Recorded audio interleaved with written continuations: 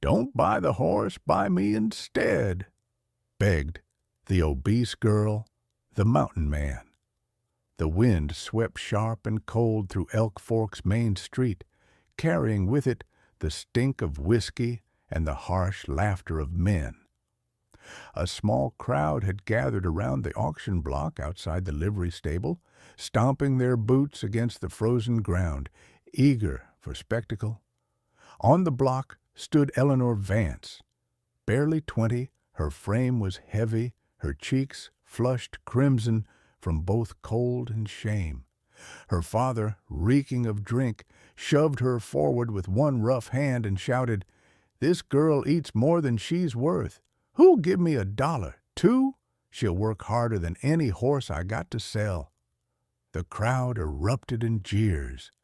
"She's broad enough to pull a plow," one man sneered. "Too fat for a wife, but maybe good for the kitchen," another cackled. Eleanor's stomach twisted.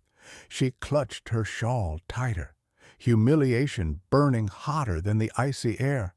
Her father turned, slapping the rump of a bay mare tied nearby. "Fine beast here, sturdy, sound, better deal than the girl. But if you've coin, I'll throw her in too." Something in Eleanor snapped. Her voice broke free, high and desperate, carrying over the laughter. "Don't buy the horse, buy me instead." The square fell silent for a heartbeat. From the edge of the crowd, a figure stepped forward, broad-shouldered, towering, his beard dark as night and eyes the color of storm clouds. Silas Blackwood, the mountain man. Folks parted instinctively, unease etched into their faces. Silas dropped a pouch of coins onto the block. $10, the last of his savings. His voice was low, steady, but it cut through the silence like an axe through pine. "She's mine now." The laughter died. Eleanor lifted her head, meeting his gaze. For the first time that day, she saw not mockery, not disgust, only deliverance. The stunned silence of Elk Fork lingered long after Silas Blackwood's words. Men who moments before had barked laughter now shifted uneasily, and women clutched their shawls tighter as if warding off a chill that came not from the wind, but from the man who stood before them. Silas was not a stranger to the town, but he was no friend to it either. He came down from the mountains once or twice each season, bringing pelts of elk and fox to trade for flour, salt, and the occasional coil of rope. Folks spoke of him in whispers, the mountain hermit, the scarred giant, the man who had chosen solitude over society. Some said he'd killed a bear with only a knife. Others swore his wife and child had perished in a fire years back, driving him into the high country with grief as his only companion. Whatever the truth, no one dared cross him. And now, before the whole town, he had spent his last coin to claim Eleanor Vance. Eleanor stood trembling beneath his heavy coat, the buffalo hide swallowing her frame. She could still hear the crowd's laughter ringing in her ears, still feel the sting of her father's shove as he put her on the block like livestock. Conrad Vance was a man broken by whiskey and debt, and in his bitterness he had cast his daughter aside without hesitation. A burden, he had called her, good for nothing but to be sold. Her heart clenched at the memory, but when she dared to glance up, Silas's gaze met hers. It was not kind, not soft, but neither was it cruel. His eyes held something steadier, resolve. Conrad sneered from the edge of the block. "Take her then, Blackwood. You'll regret it soon enough. She's more trouble than she's worth." Silas did not answer. He only adjusted the coat around Eleanor's shoulders and guided her off the block. His silence spoke louder than her father's scorn, and for the first time that day, Eleanor felt the faintest thread of dignity return. The townsfolk parted as the pair walked toward Silas's waiting wagon. Whispers followed them like a tide. Why would he spend coin on her? What would he do with her? Eleanor heard every cruel word, but she also felt the warmth of the coat on her shoulders and the solid weight of the man beside her. At the wagon, Silas helped her climb onto the bench. His hand was large, calloused, steady. He did not leer or mock. He simply made certain she did not fall. Then he took the reins, and with a sharp click of his tongue, the mule pulled them away from the square. Behind them, Conrad was already counting the coins, his face split by a drunken grin. Eleanor swallowed hard, tears blurring her vision. Her father had sold her for $10, less than the price of a horse. But when she looked at Silas, she saw no triumph in his face, only a man who had stepped into the fire of her humiliation and pulled her out, wordless and unyielding. The town receded behind them, its jeers muffled by the crunch of wagon wheels on frozen earth. Eleanor wrapped the coat tighter and let herself breathe. She was terrified, uncertain, ashamed. Yet for the first time in months, she was not entirely alone. The mule plodded steadily northward, its hooves crunching through frost-hardened ruts. Above, the sky stretched pale and merciless, clouds bruised with the promise of snow. Eleanor sat stiffly on the wagon bench, wrapped in Silas's coat, its weight pressing her down yet shielding her from the wind. The town's jeers still rang in her ears. Fat, worthless, too much to feed. Each word had cut deeper than any knife. She kept her gaze fixed on the road ahead, unwilling to let the tears sting her cheeks where Silas might see. For hours he said nothing, his broad shoulders hunched against the cold, his hand steady on the reins. His silence was not cruel, though. It was the silence of a man who had long since learned how to live without chatter, whose company was the mountains rather than men. At last her voice broke through the brittle air. "Why?" The single word trembled as it left her lips. Silas didn't glance at her. "Because no one deserves to be sold." His tone was flat, but it held a weight that lodged in her chest. She pressed her hands together in her lap, feeling warmth rise to her face. No one deserves to be sold. As the road narrowed into forest trails, Silas slowed the mule and pointed with a nod. "Creek there," he said. "Good for water?" He stopped, dismounted, and filled a tin cup, handing it to her. She hesitated, then drank, the icy water stinging her teeth. When she tried to hand it back, he broke a piece of bread from his satchel and offered it too. "Eat." She took it, humbled. When she offered to share, he shook his head. "You'll need it more." His eyes flicked toward her broad frame, but not in judgment. If anything, the glance held a kind of practicality, recognition that she was not weak, only worn down. By dusk, they turned off the trail into a small clearing. Silas tethered the mule, gathered branches, and with flint and steel coaxed a fire to life. The flames leapt, throwing sparks into the twilight. Eleanor huddled close, clutching the coat around her as he set a small pot of beans to simmer. The fire's glow softened his scarred face. She studied him in silence, the thick beard, the furrowed brow, the eyes that seemed to hold storms behind them. She found herself asking quietly, "Do you ever feel alone up there in the mountains?" His hands paused over the fire. After a long silence, he said, "Alone, yes, but not lonely. There's a difference." The answer puzzled her, but it lingered, settling into her thoughts like an ember. That night, Eleanor lay wrapped in blankets on the ground, the fire warming her face. She stirred awake more than once, haunted by echoes of her father's voice.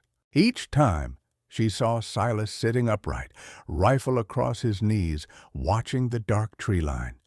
He did not sleep, not while she rested. A sentinel, carved from stone. By dawn, snowflakes drifted down in lazy spirals, settling on her shawl.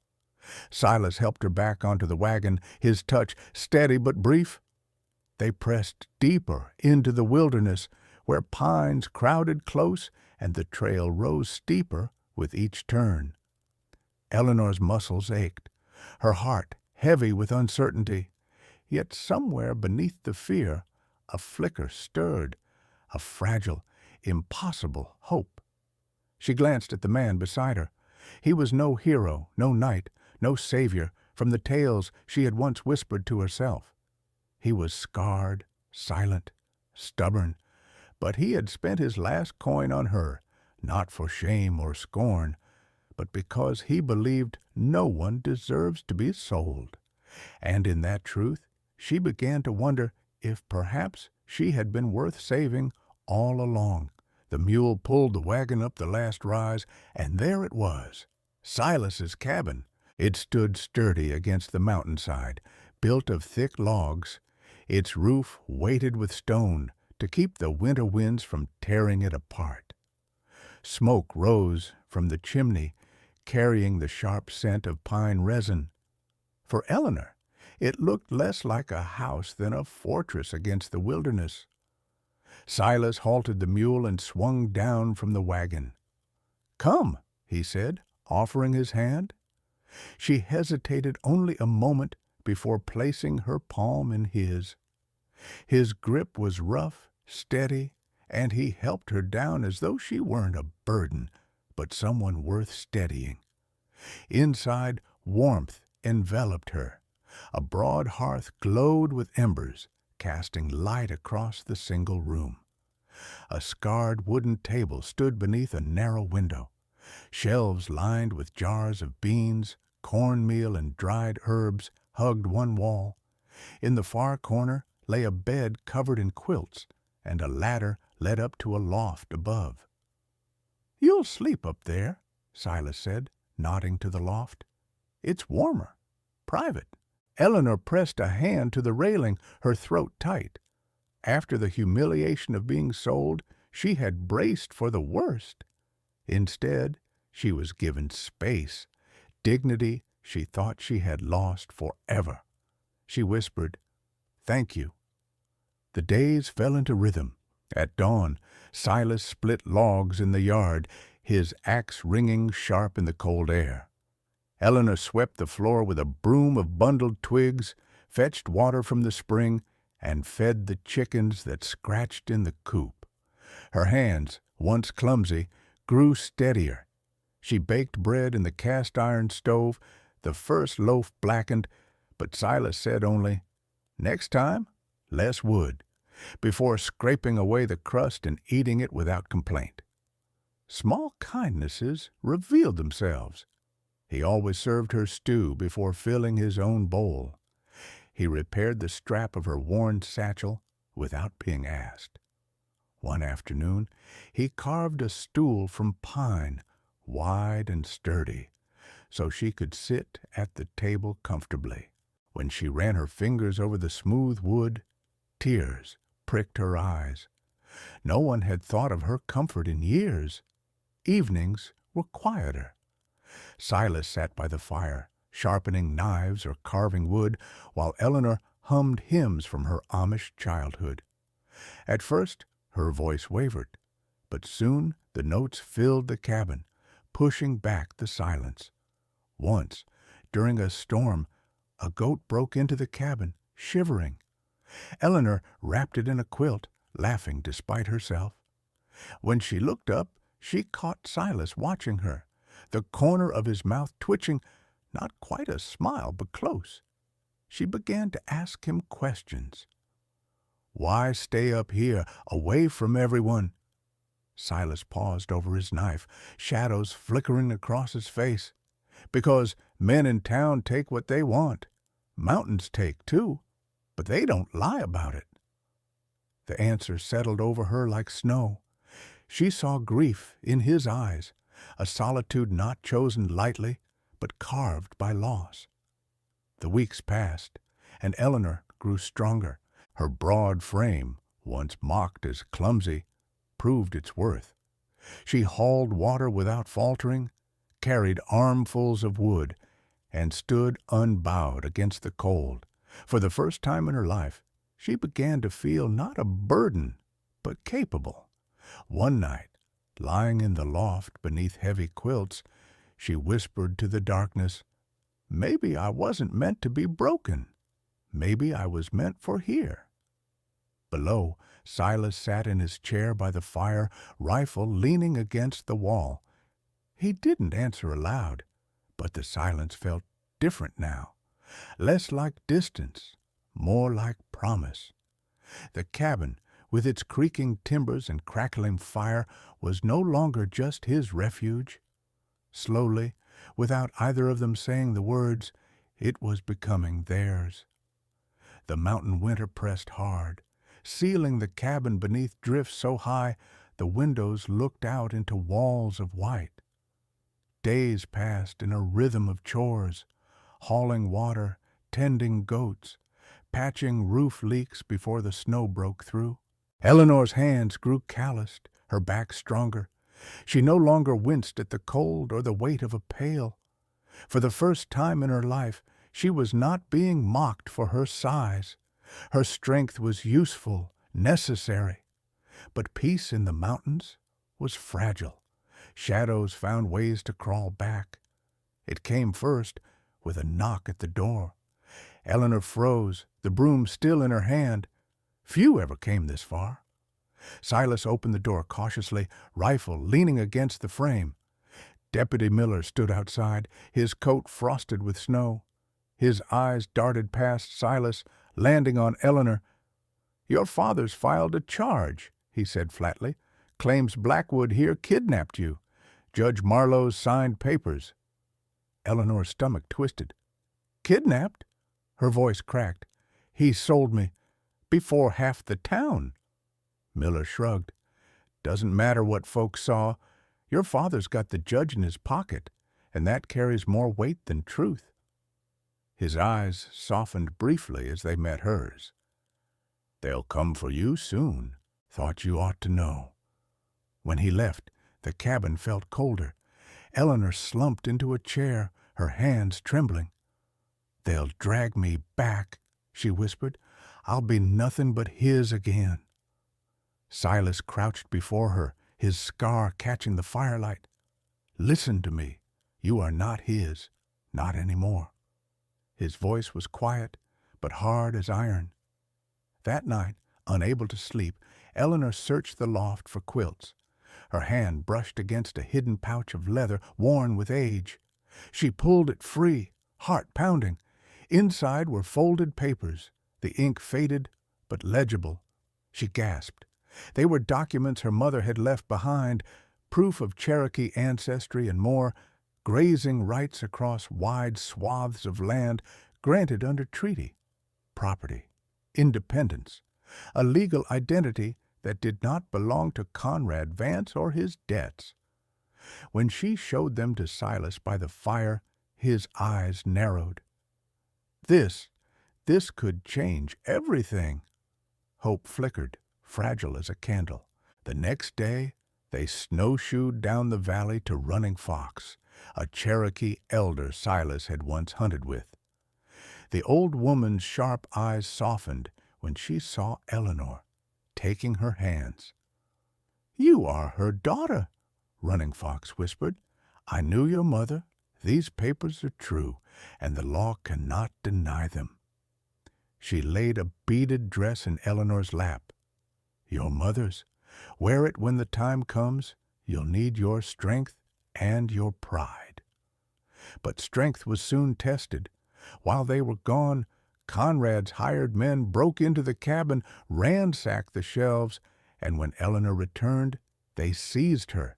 She screamed, but a rag muffled her cries. By the time Silas reached the clearing, they were already dragging her down toward Elk Fork. Conrad had set the stage. Again she was thrust onto an auction block, her shawl torn, her dignity stripped before the sneering crowd. His voice rang out, bitter and triumphant. If the mountain man wants her, let him pay again, or watch someone else take her. The crowd laughed. Eleanor's heart broke. She clutched the pouch of papers, praying Silas would come, and he did. The sound of boots striking the frozen ground silenced the jeers. Silas Blackwood strode forward, rifle slung across his shoulder, eyes blazing. But instead of reaching for his gun, he raised his voice. "This ends tonight." In his hand he held the papers Eleanor had found. He lifted them high. "She is no man's property. These are legal deeds, land rights and blood rights. She belongs to herself." Murmurs swept the square. Just then, Running Fox and others from her family arrived, their presence lending weight. Behind them came miners who had seen the documents registered years ago, swearing to their authenticity. And at the edge of the crowd, Judge Harrison, drawn by the commotion, pushed forward. His stern gaze swept over the papers, then over Conrad's sneer. Slowly, he nodded. "These are binding. This woman is free." The square erupted, half in cheers, half in outrage. Conrad cursed, lunging for Eleanor, but deputies held him back. His reign of cruelty was over. Eleanor, shaking, felt Silas's coat settle once more across her shoulders. His voice rumbled low, so only she heard, "You're safe now. No one will sell you again." For the first time, she believed him. The square of Elk Fork, usually filled with barter and chatter, now bristled with tension. Conrad Vance thrashed against the deputies, his face red with rage, spittle flying as he shouted, "She's mine! Blood don't lie! You can't take her from me!" Judge Harrison's gavel struck against the post. "Enough! This town will not tolerate a father who sells his own child like livestock. The law recognizes Eleanor Vance as free and in possession of her mother's rights. You, Conrad Vance, have no claim." But Conrad wasn't finished. With a sudden wrench, he tore free of the deputies and lunged across the block toward Eleanor. For a heartbeat, the world slowed, the crowd gasping, Eleanor frozen, clutching the leather pouch to her chest. Then Silas was there. He stepped between them, his scar catching the winter sun, his body a wall of iron. Conrad struck out wildly, fists fueled by drink and desperation, but Silas didn't raise his rifle or his fists. He caught the blow on his arm, shoved Conrad back with a force that sent the man sprawling into the snow. "You sold her for whiskey," Silas thundered, his voice shaking the boards beneath their feet. "You mocked her for her size, for her blood, for her spirit. But you'll never break her again. She's not your shame to carry. She's hers to live." The crowd erupted. Cheers from miners, murmurs of agreement from townsfolk who had once sneered. Even those who had laughed at Eleanor earlier now hung their heads. Conrad struggled to rise, but the deputies seized him, dragging him toward the jail. His curses rang hollow now, his power broken. Eleanor's knees trembled. She clutched Silas's coat tighter, her chest heaving. The crowd parted around them, whispers following. She's free. She stood tall. He chose her dignity over violence. Silas turned to her, his eyes steady despite the storm that had just passed. He spoke low, only for her. "You faced him today, not me. You." Her throat tightened. Tears spilled, but for the first time they were not born of shame. She lifted her chin, her voice strong enough for the whole square to hear. I am no one's burden. I am no one's property. I am Eleanor Vance. The town fell silent. Then a ripple of applause broke out, growing until the square thundered with it.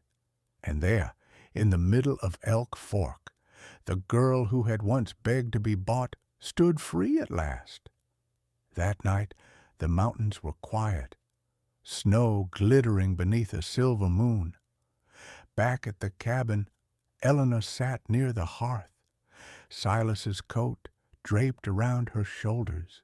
The fire snapped and hissed, painting her face in amber light.